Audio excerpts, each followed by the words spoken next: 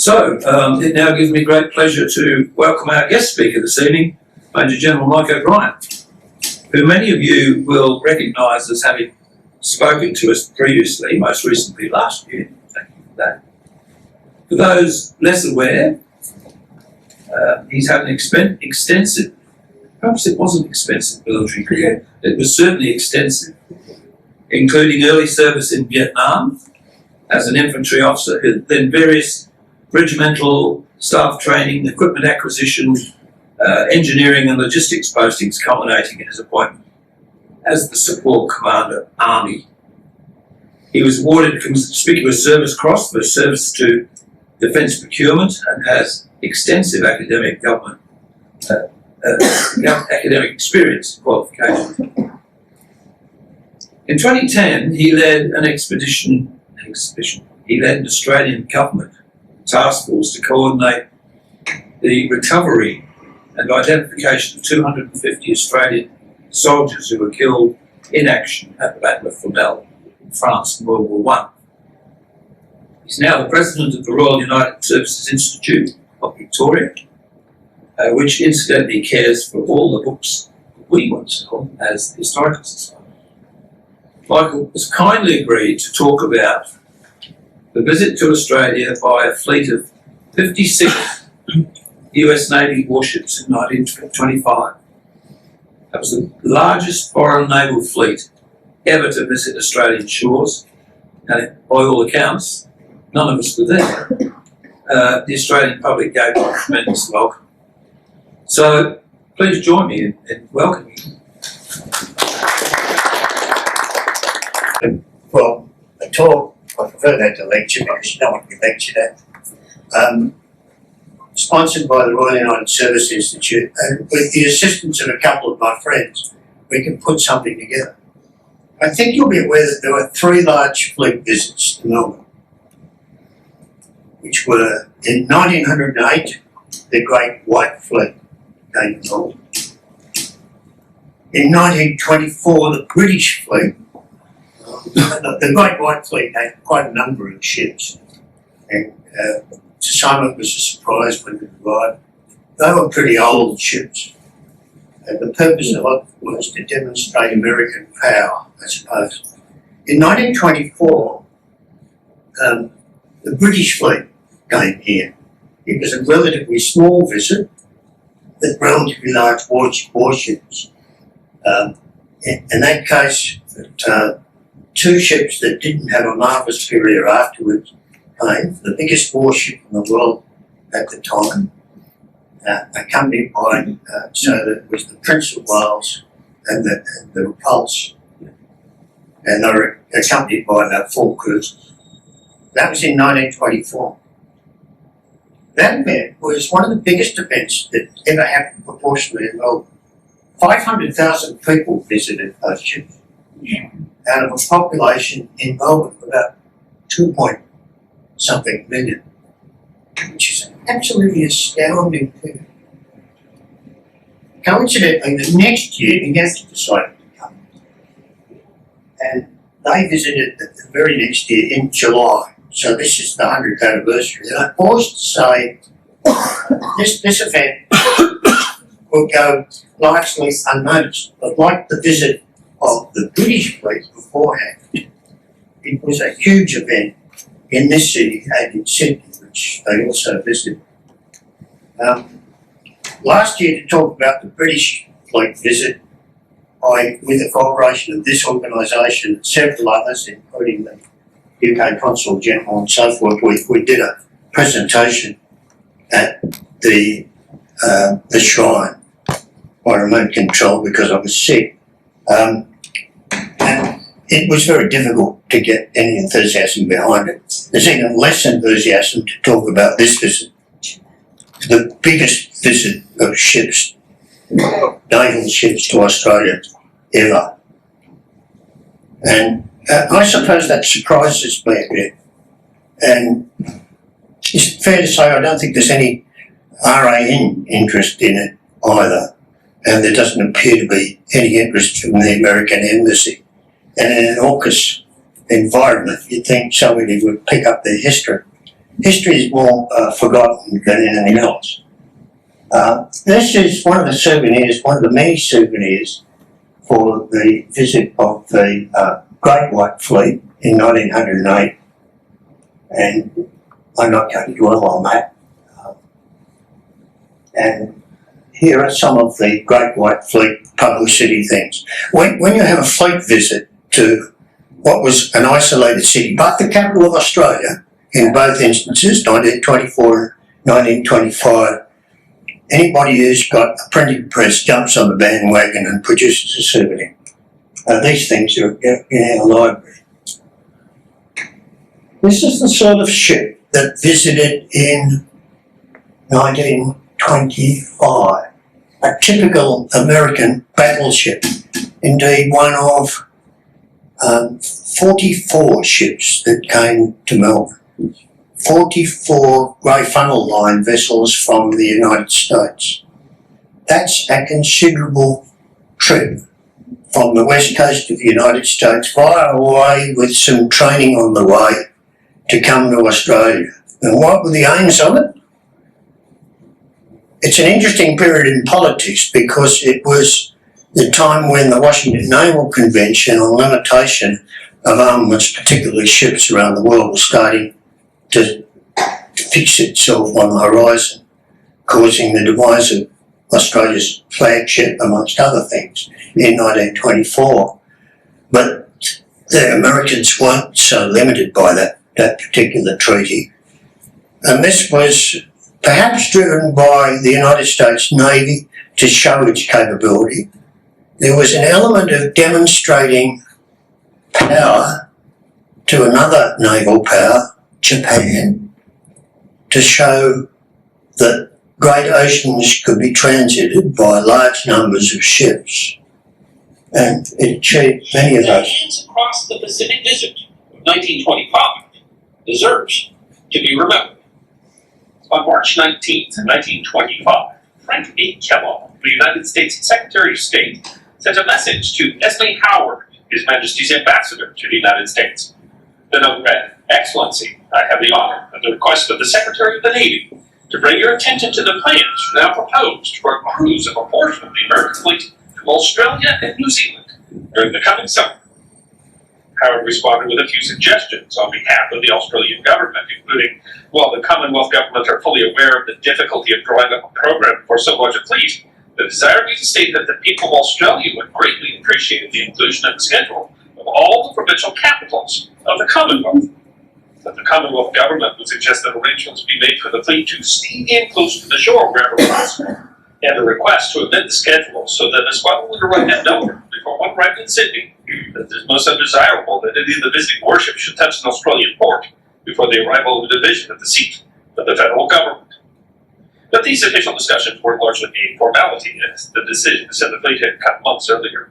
The November 24th, 1924 edition of the New York Times reported that plans for the American fleet's maneuvers in the Pacific next summer include the dispatch to Australia and New Zealand of the most powerful American armada ever sent to the Antipodes. A couple of things come out of that movie clip. You can see it, it's done right American. You can find it on YouTube. It goes on and on. It's very accurate and quite interesting. How about the Commonwealth government telling the US Navy that they better visit every capital city? Think of the logistics involved in that. In the end, the visit was to Australia to 2 ports. They divided close to Melbourne and sent most of the ships to the capital, Melbourne, and a few to Sydney. And that was it. In the 1924 visit of the British fleet, for example, it had to anchor offshore in Adelaide because it couldn't get into the port, and transiting through all the capitals. And as was mentioned, this fleet also visited New Zealand, rather swamp New Zealand, as it turned out. Kellogg was the Secretary of the Navy who made the cover of Time and did the planning for this. And I can summarise the reasons for the visit in one word: politics. Politics is the reason for so much. Admiral Coontz, COONTZ, as you can see, a 4-star admiral in this instance was promoted to command this. And behind the scenes, there's a lot of stuff going on in the US Navy, and a lot of politics and a lot of changeover between the commander of this fleet and the chief of staff of the US Navy, which I don't particularly understand, but it's the sort of thing that Trump's doing. Nothing is new in politics, in a sense. Kids wrote a book about it. He's not a humble man by any stretch of the imagination, which is a good thing for an admiral, I suggest. This is a copy of the book. To my valued wartime assistant, Mrs. Dork, with greetings and all good wishes of the Order of Americans in 1930, sometime afterwards. So I find that quite interesting, actually. You can't read that, which is just as well. This is the order of battle of the US fleet in 1925 that came here. It lists, actually, this is one of their documents, it lists the RAN order of battle at the time. So at the top, Thomas Ward, Commodore First Class, Commander of Australian, Majesty's Australian Fleet, and so forth. And that's an interesting study in itself about who was who in 1925. Most of these ephemeral documents come from a friend of mine, Ed Jewell, in the Ephemera Society, who has a collection of items related to the visit of the US fleet. It's a superb collection. He offered to sell it to the RUSI Library for a mere $10,000. I'm $9,998 short at the moment, but I'm still putting pressure on him. But they certainly provide great illustrations of what went on. Mrs. Kurtz came to Melbourne before the fleet came. She was doing a round-the-world trip with her daughter and a niece, and she was in Melbourne when the fleet arrived. And as coincidence would have it, she was given a luncheon as the fleet arrived in the English-speaking Union. And her host was the president of the English-speaking Union, Mr. David McKinnon. This is suspicious, to say the least. But apparently there's no relationship between the McKinnons. Was that put correctly? I had to think that one out. And hospitality was the name of the game, without a doubt. Now, some of my illustrations come from newspapers of the day, and they're not the best. As the fleet approached Melbourne, the RAAF sent 2 seaplanes out to visit them before they arrived at Port Phillip Bay. And those seaplanes found the fleet, which is interesting in itself, in rain and low cloud. And the Yanks were quite impressed by that feat. And they greeted them again as they sailed into Port Phillip. Just what sort of aeroplane they were, I'm not certain. The trouble with topics like this is that there's more to learn, and you can go right down or up the tree. The characteristic of the larger American battleships, which were post-dreadnought battleships, is of course the mast structure. And I find that particularly interesting. It was dropped later after 1925. Of course, radar killed observation from masts of that height.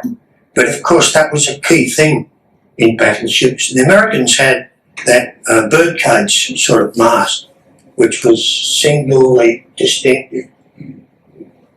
USS Washington was one of the ships. That's one that actually went to Sydney.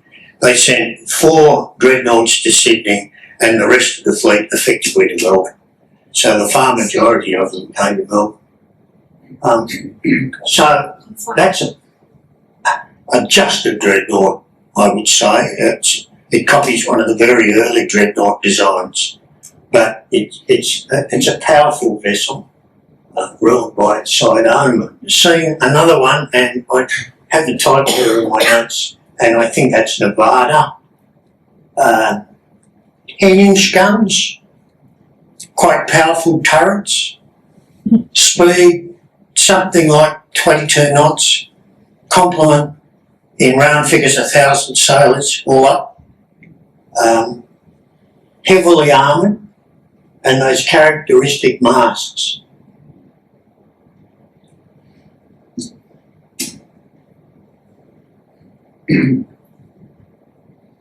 56 vessels in all, 44 come to Melbourne, and between newspapers there's plus or minus one, depending on whether you read. You never can quite trust the press.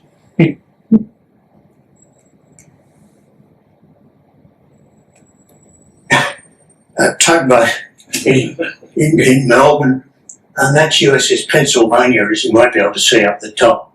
Where I cannot put the opposite, where these photographs have come from, some have been a bit anonymous, I'm afraid. And I have to say that the photography in most instances is pretty amateur. And particularly in newspapers, the flagship, surprisingly, was that USS Seattle, which was a coal-fired vessel. It had previously been as under an earlier title of USS Washington, it had been the flagship of the US Navy. And for some reason, that's what they sailed here as the flag. But clearly, and this is at Prince's Pier, which of course is no longer there, it's an impressive tie-up, I would say to you, even though it's badly focused and badly taken. I think it's from the Argus of the day. They're quite considerable vessels, those vessels. And they made a considerable impact. The War Memorial has several photographs, but not many. This is the one that impresses me more in Victoria Harbour, where the destroyers are tied up. Count the destroyers. Now get your mind around a fleet of 56 sailing from the United States. And that fleet included a few support ships you can see on the right there. It's Central Pier, of course, no longer there, just recently fully demolished. And you could walk between destroyers. Now, the uniformity of those destroyers also strikes me. And it means that in 1925, these are mainly post First World War destroyers. Few of them would have had actual service, but they were laid down in probably 1916, 17, and were still serving. But like Liberty ships, they churned them out, didn't they? And I wonder what the total vessel strength of the United States Navy is at the moment. Capability, of course, is quite different, but vessel strength, goodness, that's a considerable amount of vessels. And there we are again in Victoria Harbour. I think, and the tin cans would have been a tough voyage over. They had generally good weather. They were pretty lucky. But nevertheless, on those vessels, I reckon their sea keeping capability would be at the lower end rather than the higher end. That's why you become an admiral, you get a better ride, I think.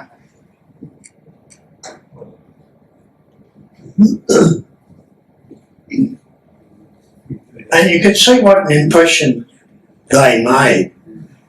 Throughout the voyage to Australia, there was much radio intercommunication, and particularly with hand radio operators.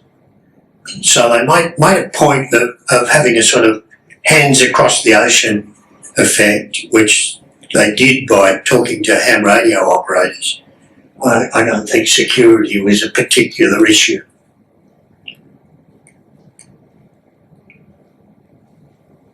Prince's Pier again, a bloody awful photograph, but it's the bulk and size of these vessels and their contrast with the RAN at the time. There was just no comparison, of course.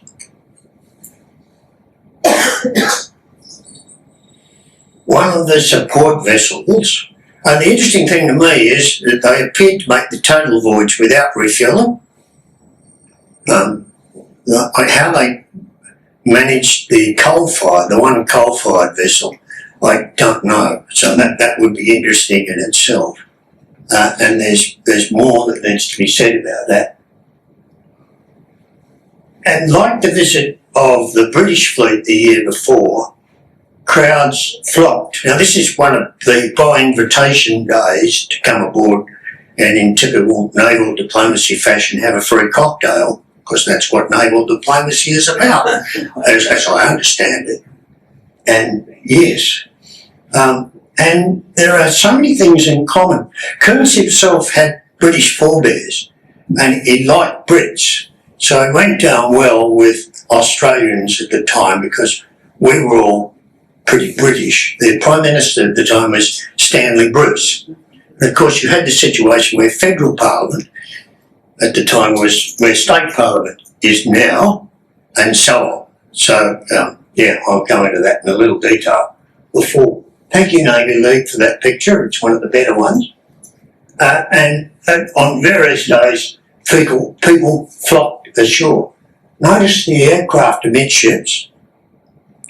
I'm not an aircraft identification person, but the capability to launch an aircraft to increase your range of observation was always important, and I suspect, although they might be drones these days, it still is. The crowd. Now, a couple of observations about the crowd. First of all, hats were compulsory. Can't come aboard without a hat. There must be somebody in there without a hat. Cloth-style hats for ladies were in. Indeed, the universality of the sameness of the hat headwear. I'm dwelling on a topic that I could go on about, but it is certainly interesting. And Melbourne was a stratified society. These were the cream that came to visit the ships. They didn't allow the dregs to come, I think. Now, I mentioned that the souvenir trade, the printing trade, as it had done with the visit of the Great White Fleet in 1908 and the British Fleet in 1924, I saw this as a profit opportunity. There we have an illustration of Pennsylvania and its tonnage, which is 11,400 tonnes. To give you an idea of the size of a dreadnought, there were differences in the makeup of each of the ships, and I'll come to that right at the end because I like to leave the detail at the end and just tell you the yarn. And also that gives you less time to criticise my facts. Now, that's one of the cards. Here's a card for you, dear mate of mine. Reminds you of Old Lang Syne. We'll keep them floating at the peak. Old Glory and the Union Jack. Welcome to Australia. Interesting. I'm not sure we get away with it this year, but we can think about it. Another souvenir issued by the Victorian state government, and with the capital of Australia being here in Melbourne, you had the Commonwealth government and the state government, and nothing like two layers of bureaucracy in the one city. And there was a contest. There's a rude word for the sort of contest, but I won't use it.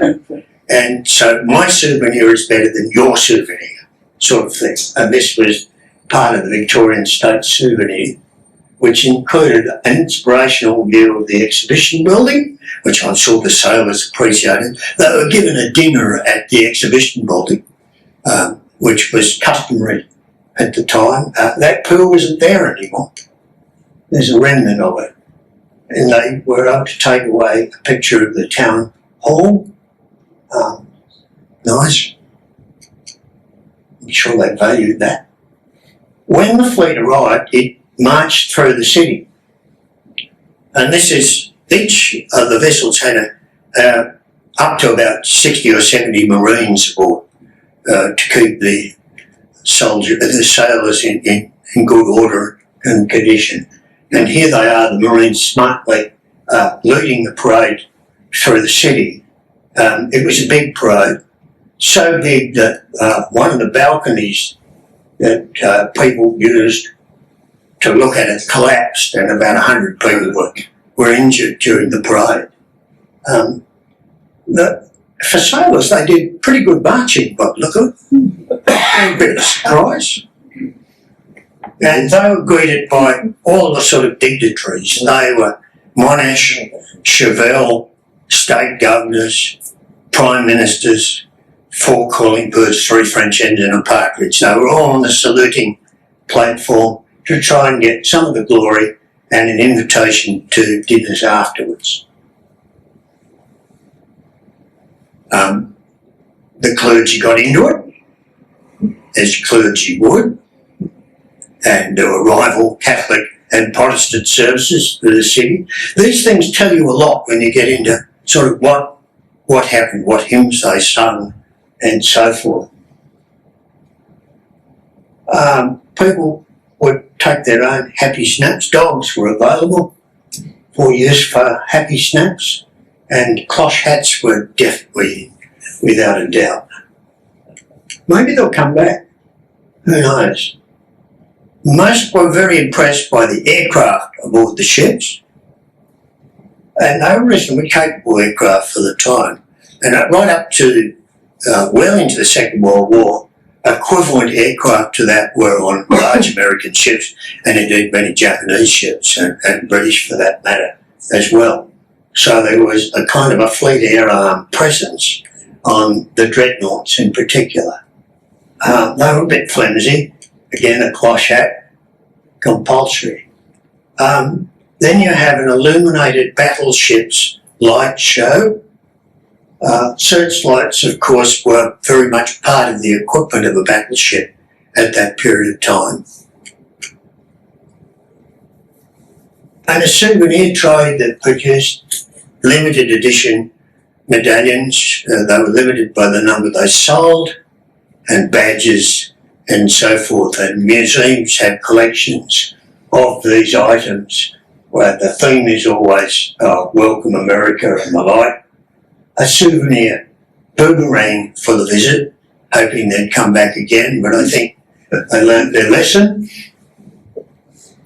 And illuminations, not only in the harbour, we lit up Town Hall imaginatively. That would be interesting, in a sense. Now, some of the advertisements are a bit, I kind of winced at that one.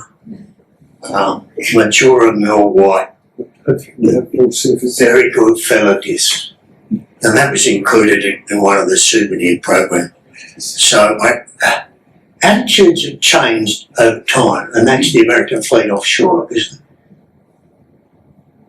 Another homemade souvenir with Seattle down in the middle, and some other lackadaisical prints with sort of American and Australian flags intertwined. Burgess paints and varnishes. Every advertisement had to get its dollars worth out of this visit. Even varnishing the peg leg. Swallows and Heralds had a special program. Every firm that could afford something that they could flog for 6pence to 2 and 6 produced something like this. And they certainly tell an interesting story. The Victorian Railways magazine for August, they left in August, they came in July. The Victorian Railways were a very powerful organisation in that period of time. And railways played an important part in the fleet visit, was the headline article. There's a large American talking to a small Australian and lighting his cigar, a smaller cigar, And that's pretty typical of some of the cartoons around the place, part of the souvenirs. To take you way back, there are piano rolls, Stars and Stripes Forever and American Fleet March Melody are two of them. This again is in my friend's collection. We weren't able to play them because he doesn't have a player piano. Is there one here? Such a disappointment. And sheet music. So special sheet music whipped out by the Hungry Profiteers, the Eagle and the Kangaroo and the American one-step melody. I think a two-step would be more appropriate, but let's go for one step and save money. And you notice the one on the left is published by E.W. Cole, the book OK. And there are more of those, but they're fiendishly difficult to have. You may know that we have a great collection of sheet music related to the military at the AUSI. We don't have any of those, and they're very difficult and expensive. Okay, the crowd in the city when they march through. Either that or one of the demonstrations last Sunday, I forget which. And you can see why there were accidents. And again, hats compulsory, folks. A note from the Admiral, who has, in my opinion, rather childish handwriting, or it was an auto pen, and Trump has some things to say about auto pen. As the time for our departure approaches, the lights of St Kilda town gleam out tonight. Thoughts turn towards you with the regretful fact that we must say farewell. Gee, some flag lieutenant must have been busy writing this thing out. He notes, personally I remember St Kilda from 17 years ago, because he was here with the Great White Fleet, as were many people. And many of the Americans that came on this visit, including a chap called Nimitz, remembered quite a lot. We shall always recollect it for the greeting you gave us upon the wharf, and for our dances and banquets with the beautiful and courteous ladies of your town. That's to the Mayor of St Kilda.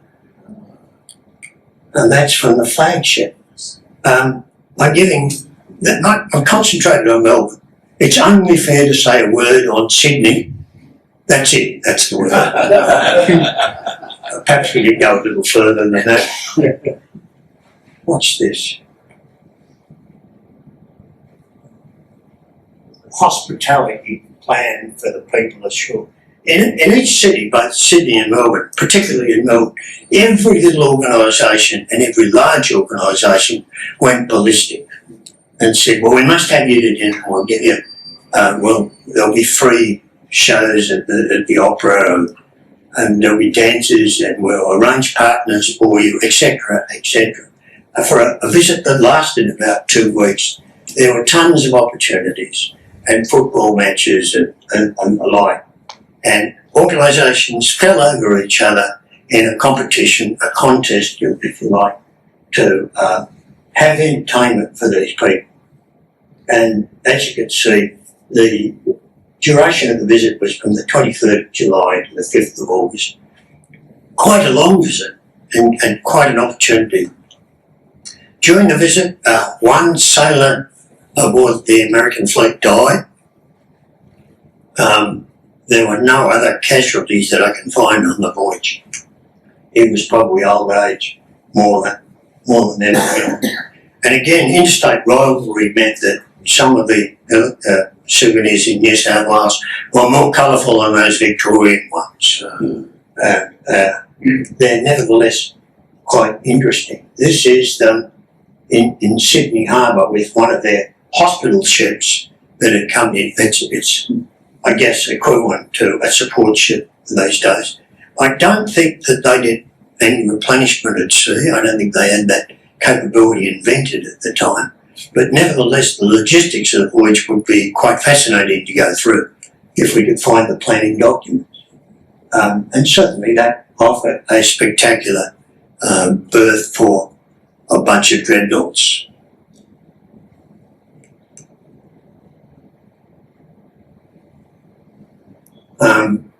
Newspapers were part of the contest to make money, so to speak. 2 issues of the Sydney Mail. They were going to make any mileage they could and any profit they could. But these items now are hen's tooth.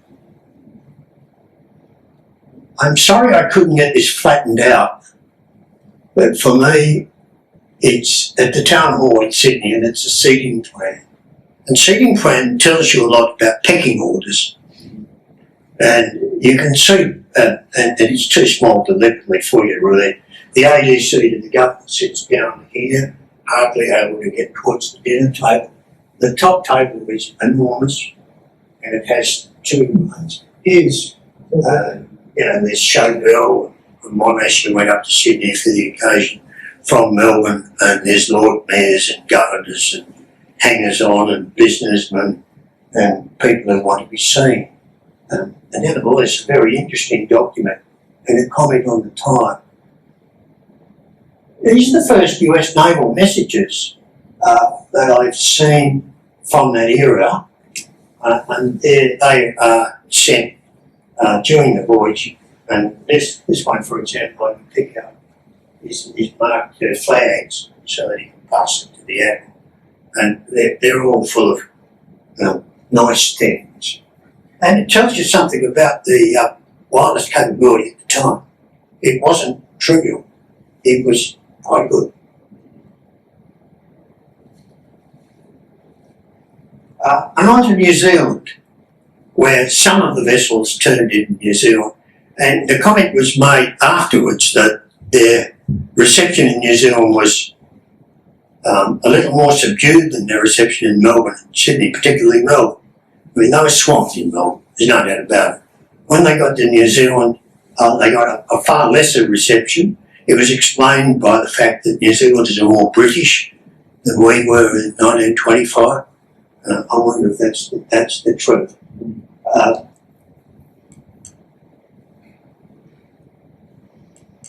Now details. And I've taken, I can't go through 44 vessels, but I'll go through the larger vessels and have a look at them, and particularly what happened. So Seattle was the coal-fired one, commissioned in 1906. Now 1906, of course, is pre-Dreadnought, when that revolution in naval warfare changed everything and made ships that were pre-Dreadnought, well, obsolete without a doubt. The fact that this had been a flagship of the US Navy, and as I mentioned, formerly the USS Washington, boarded out here, and bringing a coal-fired ship, 22 knots, 410-inch, a complement of 951. Keep it afloat, that's a big compliment compared to these days. In World War II, it was what's called a receiving ship, so they parked it in somewhere like New York in this instance, I think, and recruits were brought aboard until they were sent out to proper vessels during the Second World War, and they did some training aboard. And it was decommissioned in 1946, but quite honestly, during the Second World War, it was, a hulk, I suppose, would be a fair description of it as well. Pennsylvania, again, 10 years later, equivalent speed. Look at the difference in armament, 12, 14 inches. Complement 1159. It received minor damage in the attack on Pearl Harbor, and it was active during the Pacific War, like most battleships, as a fire support vessel. There are a couple of instances where dreadnoughts of this era actually took part in, or tried to take part in battles. Normally they weren't well equipped with radar, so they were handicapped in taking part in naval engagement. Oklahoma, about the same speed, fewer guns, more complement. It capsized at Pearl Harbor and was effectively not worth repairing, and scrapped in 1944. Indeed, they kind of left it on the bottom and then cut it up for scrap in 1944. It wasn't a priority, but as we all know, most of the battleships There were several exceptions, obviously, but most were repaired and sent on. Now, Nevada had probably the best World War II career. Again, about 20, 21 knots, 10, 14 inches. A smaller complement, the latest ship in terms of design. It got underway at Pearl Harbor and was beached, and that meant although it sustained damage, it could be quite easily repaired. And it was active in the Second World War, mainly in a fire support role, and in particular played a large part in the bombardment of D-Day, scrapped in 1946. You'll be pleased to know that I've come to an end. That's about it. But I'm very happy to answer any questions that you might have. Thank you.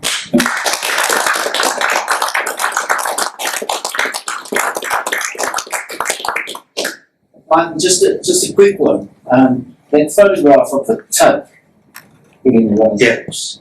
How would the tugs in the harbour have managed? I think with great difficulty. Entering Port Phillip Bay, as you know, was a hazardous venture. These ships had 30 feet below water, and they used, I think, 6 or 7 pilots to get through the heads. And that was at the US Navy's request, because I suppose the protocol, and I'll come to your question, the protocol at that stage was naval ships can do what they like and don't need pilots. Not necessarily the right decision, but and they took that way out. I think what you see there is guidance rather than towage. I think that would be my assessment of it. There are some tug experts around, and I'm not one of them, that can talk about tugs at that era, but the power in that sort of tug related to 11,000 tonne dreadnought. Yeah, it might have influence, but I think it's more notionality and representation rather than a contribution that was meaningful. Is that fair to the tugs? And there would have been more than just 1, 2 or 3. The whole shebang was out there doing it. Look, the entry into the harbour was spectacular. They pre-publicised the order of march, if that's the right word for ships, as they came into the harbour. And there were plenty of people observing at the heads along the bay. And the hilarious thing was that the Commonwealth government mob were on Wiruna, one of the paddle wheels of ships that were going around the bay, and they were late, so they missed everything. And the state people found that really enormously funny, because obviously there was a slight rivalry between state people and the federal people. And there was a great contest between St Kilda as a more spectacular getting off the ship point, if that's the right word, than Prince's Pier. So the orchestration of the arrival was a big deal, and I would like to have been at the desk of the sort of Chief of Navy equivalent, that Red, whose name I've forgotten already, as they tried to organise these things and keep them in perspective. Yeah. I think the tugs would have primarily been used to assist with berthing at Princess Pier and Victoria Dock. Yeah. Victoria Dock would have been a scene of absolute chaos. Can you imagine that number of destroyers? They had to do as they were told. They had specific orders and an order of march and so forth. And yeah, it's a great pity that I can't find any movie footage of their entry, and yet there are movie cameras around the place. So that's a pity. If anybody comes up with it, I'd welcome it. The photography is also pretty amateur, civilian standard. There must be better stuff around, but I haven't been able to find it. And it doesn't appear to be in naval records nor in Australian archives or the major libraries and so forth. So there's a bit of gap there. And of course, that leads to where we are today, where the next 150 people have walked past, nobody's ever heard of this. And yet, I think it's an important event in the history of Melbourne, if not the naval history of Melbourne. Yeah. Have you asked the Americans if they've got any footage of coming in? No, I haven't. The embassies and the consulates are busy for some reason. No, I don't quite understand why. I mean, Apparently, one or two things going on. And I've been separated. If I was still in uniform, I could possibly get some connection to talk to, like the naval attaché, and get them interested. I suppose my general point is that both the RAN and more particularly the US Navy and the United States should be interested in this, and it's an opportunity for them to blow it up and to hawk us away, if I could invent a word. And I don't see that taken up, and it's just slightly frustrating. But at least you chaps know. Why don't you submit your talk to the Australian or one of the press thing on the date of, or for the date of the September? Because I have two hands is the answer to that question, and whilst that would be a great idea, I will get publicity probably in Dockland's news, because in Melbourne Maritime Heritage Network, we've been able to get sort of a weekly or fortnightly or whatever, there's articles in that on maritime matters, and of course it's got particular relevance to Docklands. In Australia at the moment, there are what I would call very few proper defence correspondents, and almost none of them are in Melbourne. And to get discussion of issues like that is difficult, and for me it's an effort. Turning that into a newspaper article is an effort, and I have other things to do, I regret to say. But it's a pity. Yes, Jen? Tony Wright might be interested, because he does history issues as well as... Yeah, but in a newspaper, you have to submit a printable article, in essence, and they'll change it, get the headline wrong, and print it. I honestly, at the moment, I don't have the time to do that. Terry, I'll let you go first, Terry. You're in the front row. I was wondering, in your research for this visit and last year's, as in 1924, did you read any connection between the fact that there was almost a revolt in Australia and the visit of these ships? You know, when they basically, there was almost an uprising, and Monash said no before the war, so that wouldn't happen, and that was sort of in this time frame. Yeah, I can't make a connection between those events. The Prime Minister, as I said, was Stanley Bruce. The Governor General was some British non-entity. Did I say that?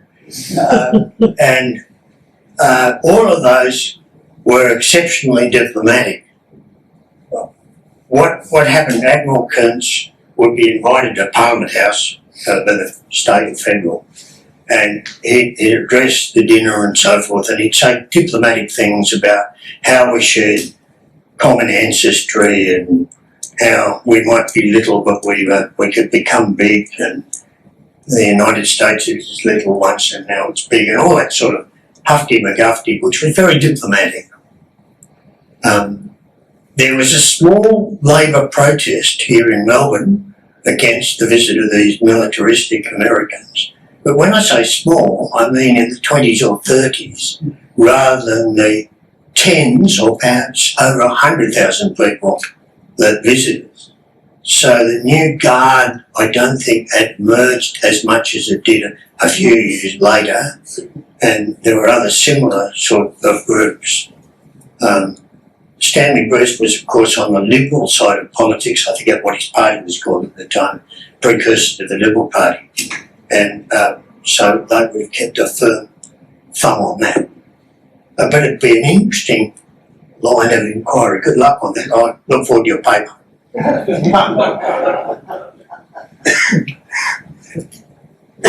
Come go first, please. So just a couple of things. Firstly, a comment. I have access to a newsletter which would like your raw material and turn it into an article. So I'll talk to you later about that. Sure. But I don't know if you've mentioned it, but how did the trip come about? Did Australia request the visit, or did American say, hey, you're coming by and we'd like to drop in? And whoever had the initiative, at the end of it all, did they regard it as a success? Last is the easiest. They regarded it as a great success because it demonstrated to Japan that a fleet of considerable capability could transit the Pacific with ease. Point number one. Who planned it? The Americans planned it, and you heard that in that small clip where the manoeuvres for that period of time were planned, and the Navy, as Plot said, we want more money from Congress rather than less. Let's have something with political impact, and this was what they chose. It's a demonstration of capability. Now, I'm sure that if I said that to people at the time, they would have denied it, but that was the underlying motive. Political. President was behind it. The Secretary of the Navy and Secretary of State were behind it when it was put forward. But the Navy was a pretty powerful organisation in the United States at the time, and the fleet was considerably powerful. And I suppose my point is this is a precursor to the Second World War in so many ways. And of all the observers of this, whilst the Australians were very interested in it and enjoyed it, I think the Japanese saw no more than most. Over. Mike, I'm leading up to a question, but I've just returned from the shrine and been enthused by the camouflage exhibition that's on temporarily there. I noticed that a few of the ships there had camouflage on them, and one of them in particular had dazzle camouflage. There wasn't any dazzle in this mob.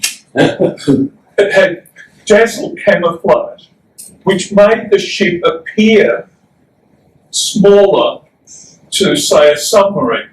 And I'm wondering, in 1925, to still have camouflage, was it typical of naval ships to continue camouflage on the ships themselves? Because you don't see that on Australian naval ships. We're a fully paid up member of the Grey Funnel Line, and we remain that way. Dazzle, I can't admit to being an expert on this, though I think the Shrine exhibition downplays the role of Australian science in the development of camouflage patterns ashore and afloat. They did some absolutely marvellous work, as it turns out, and our library, which I didn't consult, pity because there's a lot of good material that they could have used. My belief is that there was no dazzle camouflage on any vessel in that fleet, but then I wasn't there in 1925, so I can't guarantee. And remember, dazzle had two aims. One was to confuse your aiming point, and to confuse the size and capability of the vessel was the second one. And there's a good case for saying that it succeeded. Painting ships is a full-time occupation, as those who have sailed on ships know. You're always painting the bloody thing and shooting away rust. And I think it's even more difficult when you're dazzled, but that's a minor factor. So, yeah, interesting. Remember, the Great White Fleet was what? Very practical. By 1924, I did say Prince of Wales and Repulse. That's not. It was the Repulse and the Hood that came out. It's a mistake. And both of them, of course, didn't have a good. They were both Grey Funnel Line. There'd be none of this strange paint when we come to the antipodes. So it's still an interesting topic. Multispectral camouflage is a very interesting thing at the moment in Ukraine. Because it's all very well to be camouflaged in the visual spectrum, but you need ultraviolet and infrared as well. Thank you very much. And there are a couple of other bits of science that can be thrown in as well. It's a very difficult thing. I'm not sure that you can convince the Chief of Navy to go and put dazzle on RAN ships, but put the effort in, it might be worth it, you never know. But we certainly did during the Second World War. Our ships were heavily camouflaged. Yeah, but not consistently throughout the war. No. Yes. They must have used a tremendous amount of fuel. Those ships, they were fueled in the US. They probably bunkered in Hawaii on the way through, but there was no intermediate opportunity to bunker between Hawaii and here, and that's a considerable distance. And by the technology of the day, they'd shoot fuel without a doubt. And I find the coal equation for the Seattle would have been particularly interesting. And I don't think they picked up any coal here in Australia. They just sailed on. So it was a return journey. And again, that's a demonstration of capability. It's just not armament, but it's range and speed. And it would have been interesting to get the fleet orders for sailing, in effect a convoy. What formation did they sail in? How did they manoeuvre? Well, the answer to that is successfully, because they all arrived. And that's no mean feat for whatever it is, 64 vessels. And the weather, they had benign weather, so they said, but benign. And it was determined Admiral Kuntz had come in Great White Fleet in 1908 and gone through the Bight, which was rough. He was determined they'd come direct rather than go through the Bight, so that gave them an easier voyage. They had a better bite of the cherry.